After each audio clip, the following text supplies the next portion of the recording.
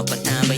14 anyos, gramo na hinawakan, inaabot sa sino-sinong makasabayan. Sa eskinitang makipot, ang daming nakatambayan. Yung iba matatanda, yung iba as ng kalaban. Di ko naman gusto mangyari ito sapagkat ang nais ko lang naman mabago ko lahat. Makabawi sa tumulong noong sobrang bigat, at lalo sa airpot kong tinaguyod lahat. Mag-isa kong inaral dami mang sagabal, di kailangan ng tulong binabaliwala lang.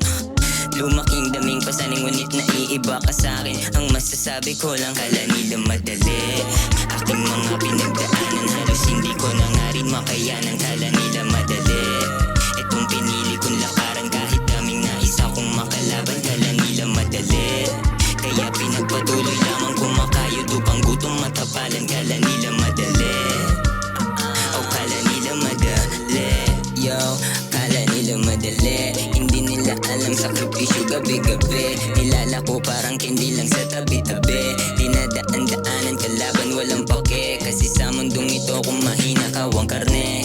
Dami mang harang kayang tawirin, malayo na ngunit ganun pa din.